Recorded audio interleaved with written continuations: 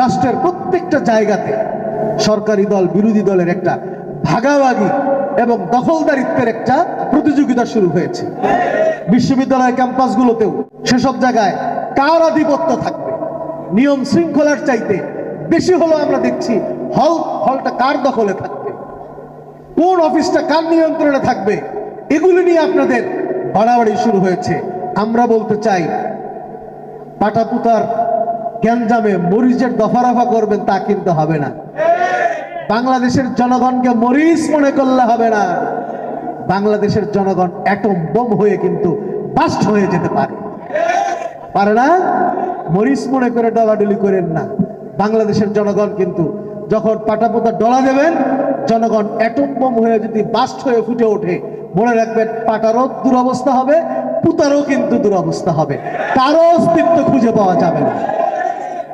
এবং বর্তমান সময়ে আমরা যারা দেখছি, আমরাও দেখছি রাষ্ট্রের বিভিন্ন জায়গায় যে সকল অনিয়ম হচ্ছে, যারা চাঁদাবাজি করতেছে বিভিন্ন জায়গায়, আমরা ইসলামী আন্দোলন বাংলাদেশের পক্ষ থেকে তাদেরকে অনুরোধ জানাই, যে সকল চাঁদাবাজি বিভিন্ন অনিয়ম যা করছেন, যারাই করছেন আমরা সবাই চিনি এবং জানি, তাদের প্রতি আমাদের অনুরোধ হলো এ সকল চাঁদাবাজি এবং অনিয়ম বন্ধ করেন।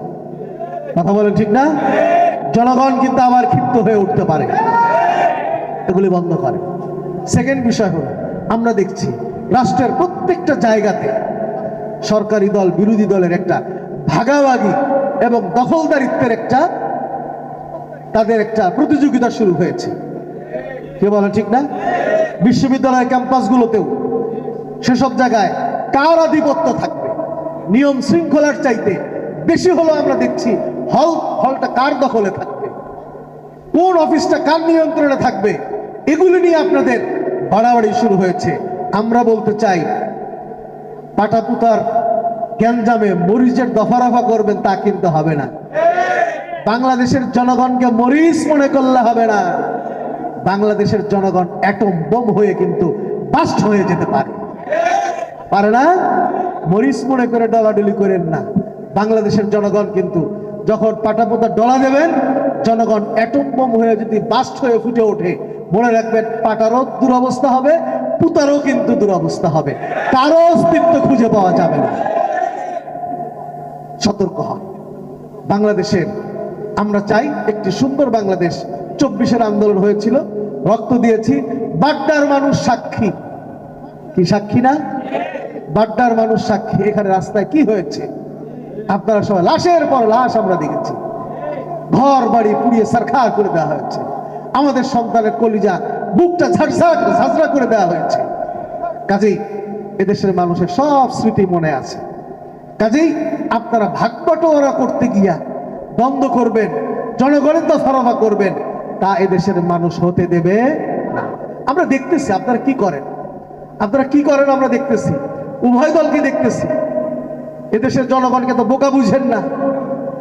সংসদে দাঁড়ায় খুব সুন্দর সুন্দর বক্তব্য দেবেন, জনগণ সংসদের বাইরের খবরও জানে। কি বলে ঠিক না? সংসদের ভেতরের খবরও রাখে, বাহিরের খবরও রাখে। আমরা দেখতেছি সময় মতো কিন্তু জনগণ আবার ফুসে উঠবে, সময় মতো তাদেরকে প্রত্যাখ্যান করতে হয়, জনগণই সিদ্ধান্ত গ্রহণ করবে ইনশাআল্লাহ। ইসলামী আন্দোলন বাংলাদেশ একটি নিয়মতান্ত্রিক সংগঠন। আপনারা যারা এখানে রয়েছেন, নতুন যারা আছেন, তাদের প্রতি আমাদের আহ্বান, আসুন ইসলামী আন্দোলন বাংলাদেশকে জানেন, ইসলামী আন্দোলন বাংলাদেশ চরিত্রকে বোঝার চেষ্টা করেন, ইসলামী আন্দোলন বাংলাদেশের নীতি নৈতিকতা লক্ষ্য উদ্দেশ্য এটাকে বোঝার চেষ্টা করেন। ইসলামী আন্দোলন বাংলাদেশের পরিচিতিটা পড়েন। ইসলামী আন্দোলন বাংলাদেশের পরিচিতির মধ্যে লক্ষ্য দেওয়া আছে না, উদ্দেশ্য দেওয়া আছে না? বলেন তো উদ্দেশ্য কি? এমপি হওয়া, মন্ত্রী হওয়া, ক্ষমতায় যাওয়া, উদ্দেশ্য কি আছে বলেন? আল্লাহর সন্তুষ্টি অর্জন, রেজায়ে মাওলা, আল্লাহ তাআলার সন্তুষ্টি অর্জন আছে না নাই? কাজেই আমাদের প্রত্যেকটা কাজের উদ্দেশ্যই হলো আমার এই কাজে আমার আল্লাহ তাআলা সন্তুষ্ট আছে না নাই? কি বলেন? এটা দেখবো না আমরা যদি দেখি আপনি একটা মিছিল বের করেছেন, যে মিছিলের সামনে আপনি ইসলাম অনুযায়ী করেন নাই, ঠিক না? আপনি অন ইসলামিক পন্থায় করছেন, আপনি বলবেন যে এটা আপনাকে করতে হবে না, আমি করব না, আমি এটা করব না। আপনি দোহাই দিবেন, বলে আমেরিকা এটা বলেছে, ব্রিটিশ এটা বলেছে, লন্ডন এটা বলেছে, আমরা লন্ডনের খাই না পড়ি না, ব্রিটিশের খাই না পড়ি না। আমার কবরে আমেরিকা যাবে না, আমার কবরে লন্ডন যাবে না। যাবে? আমার কবরে আমি যাব, আমার কবরের উত্তর আমি দিব। কাজেই আমি মুসলমান হিসাবে আমার প্রথম দায়িত্ব হলো ইসলাম। সাথে সাথে তাদেরকেও আমাদের বুঝাইতে হবে, যারা ওই পন্থী আছেন তাদেরকেও বুঝাইতে হবে ইসলামের শ্রেষ্ঠত্ব। আমাদের অনেকে আমরা জানি না, বুঝি না, বলে যে হুজুর আমেরিকা বলেছে শরিয়া আইন কায়েম করলে তারা নাকি এদেরকে পছন্দ করে না। আমাদেরও তো তাদের সাথে কথা হয়। শরিয়া আইন কি জিনিস? শরিয়া আইন কি মানে কি মারামারি কাটাকাটি? শরিয়া আইন মানে কি হাত কেটে দেওয়া? না। শরিয়া আইন কে দিয়েছে? আল্লাহ তাআলা, যিনি আপনাকে আমাকে সৃষ্টি করেছেন, যিনি পৃথিবী বানিয়েছেন, যিনি আসমান বানিয়েছেন, তিনি জমিন বানিয়েছেন, যিনি আপনাকে আমাকে ফ্রি অক্সিজেন দিচ্ছেন, ঠিক না? যে আল্লাহ আপনাকে আমাকে ফ্রি পানি খাওয়াচ্ছেন না? যে আল্লাহ তাআলা এত সুন্দর রিজিক, উত্তম ভাত আমরা বাংলাদেশে খাই, এটা যিনি আমাদের জন্য তৈরি করে দিচ্ছেন, যে আল্লাহ তাআলা, যে আল্লাহ তাআলা এত সুন্দর আম বানিয়েছেন, শরিয়া আইন কে দিয়েছে বলেন? সেই আল্লাহ। এই যে এখন মিষ্টি আম খাই আমরা, আসে না, এখন আসবে সুমিষ্ট আম, এটা কে দিয়েছে? শরিয়া আইন কে দিয়েছে? ওই এক আল্লাহ তো, না অন্য আরেকজন? একজন, ওই আল্লাহ তো। আমাদের জন্য সুন্দর মাছ কিনে আমরা খাই, গোশ খাই, এগুলি সৃষ্টি করেছে কে? যেই আল্লাহ সৃষ্টি করেছেন ওই আল্লাহ শরিয়া আইন ওই আল্লাহ দিয়েছেন। তাহলে এই আল্লাহ আপনার আমার জন্য এত ভালো কিছু করলেন, শরিয়া আইনটা বোধহয় খারাপ দিয়েছেন? জোরে বলেন, খারাপ দিয়েছেন? না, আল্লাহ তাআলা বলছেন আলাইসাল্লাহু বিআহকামিল হাকিমিন। আল্লাহ বলছেন এই সূরা 3 এর শেষ আয়াত, আলাইসাল্লাহু বিআহকামিল হাকিমিন, তোমাদের জন্য আল্লাহর চাইতে অধিক আইনদাতা, উত্তম আইনদাতার কে হইতে পারে? বলেন, আর কেউ আছে? কেউ আছে? আর আপনি যদি বলেন আমেরিকান লটা খুব ভালো, মুসলমান থাকে, ব্রিটিশ লটা খুব ভালো, মুসলমান থাকে, আল্লাহর আইন সবচেয়ে ভালো। আল্লাহ তাআলা বলছেন আফা হুকমাল জাহিলিয়াতি ইয়াবগুন ওয়া মান আহসানু মিনাল্লাহি হুকমান লিকাওমি ইউকিনুন। এগুলো কোরআনের আয়াত বলছি ভাই। আল্লাহ বলছেন তোমরা কি সেই জাহিলি যুগের জাহেলদের, মূর্খদের বানানো আইনের প্রতি তোমরা ঝুঁকে পড়েছো? ওগুলি চাও? জেনে রাখো ওয়া মান আহসানু মিনাল্লাহি হুকমান লিকাওমি ইউকিনুন, তোমাদের জন্য অধিক, ওয়া মান আহসানু মিনাল্লাহি হুকমান লিকাওমি ইউকিনুন, বিশ্বাসীদের জন্য, যারা ঈমান এনেছে তাদের জন্য আল্লাহর চাইতে অধিক উত্তম আইনদাতার কে হইতে পারে? কথাটা কার? ধরে বলেন কার? বিরক্ত হচ্ছেন নাকি? শেষ করে দেব। কথাগুলো মনে রাখবে, অত্যন্ত গুরুত্বপূর্ণ আলোচনা। এই কথাগুলো কে বলেছেন? আল্লাহ বলেছেন। তো আল্লাহর আইনই তো সর্বোত্তম আইন। কথা বলেন, ঠিক না? এরপরে ভয় পায়, বলে শরিয়াত হইলে এই হবে, সেই হবে, অনেক কিছু হবে। আচ্ছা বলেন তো, শরিয়া আইন এদেশের বাংলাদেশের মানুষ অনেক শরিয়া আইন বলতে গেলে আপনার 70-75 শরিয়া আইন আমরা প্রত্যেক দিন মানতেছি। কথা বলে, ঠিক না? আজকে মাগরিবের নামাজটা যে আমরা পড়েছি কোন আইনে বলেন তো? না, ব্রিটিশ লতে আমরা পড়েছি, আমেরিকান লতে পড়েছি, ইন্ডিয়ান লতে পড়েছি। কোন আইনে পড়েছেন?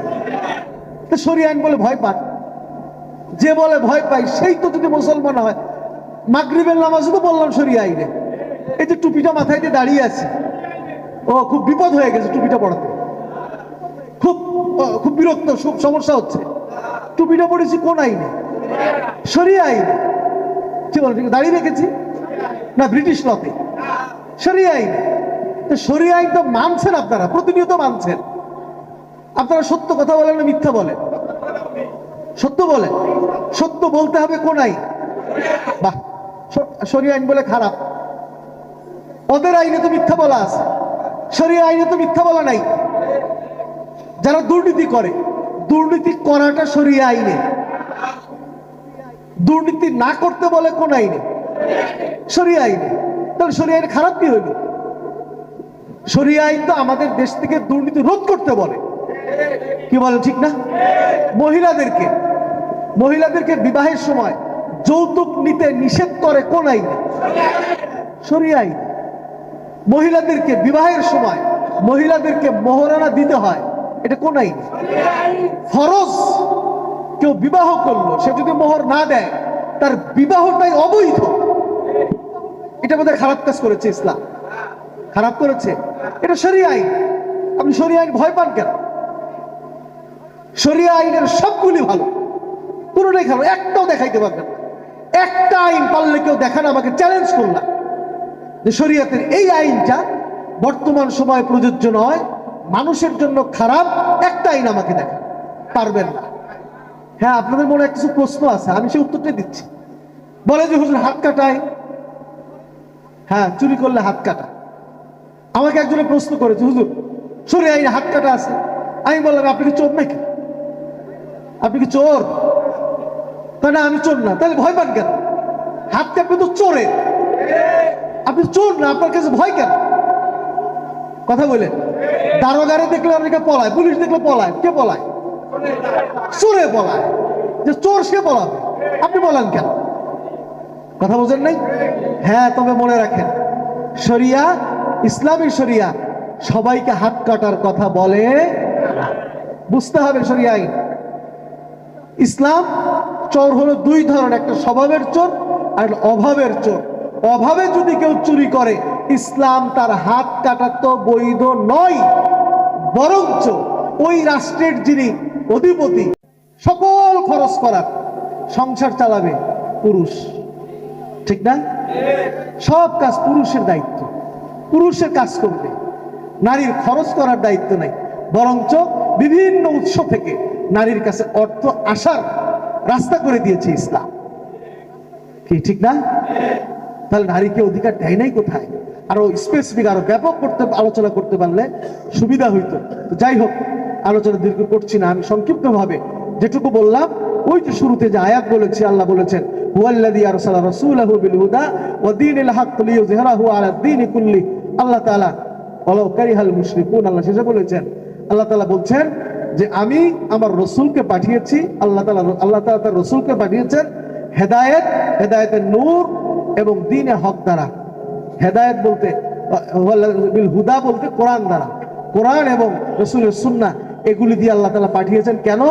লিইয়ুযহিরাহু আলা দ্বীনি কুল্লি, আল্লাহর কোরআন এবং সুন্নাহকে দুনিয়ার সকল মতবাদের উপরে বিজয়ী আদর্শ হিসেবে প্রতিষ্ঠা করার জন্য। এই প্রতিষ্ঠা করার জন্য কারা কারা আমরা কাজ করতে রাজি আছি ইনশাআল্লাহ? সবাই করবেন তো ইনশাআল্লাহ? সবাই করবেন তো ইনশাআল্লাহ? হাত নামান। ঝড় আসবে, জোয়ার আসবে, ভাটা আসবে, অনেক কিছু হবে। জোয়ারে ভেসে যায় কে? নারাকুটা, ঠিক না?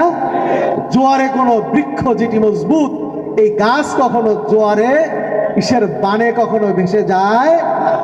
যাদের ঈমান অটল এবং মজবুত, আমরা কোরআন এবং সুন্নাহ আঁকড়ে ধরবো ইনশাআল্লাহ। আল্লাহ তাআলা আমাদেরকে ইসলাম বুঝার, মানার আল্লাহ তাআলা তৌফিক দান করেন। সকলে বলে আল্লাহুম্মা আমিন। আমাদের নিয়মিত কাজ আমরা এগিয়ে নেব।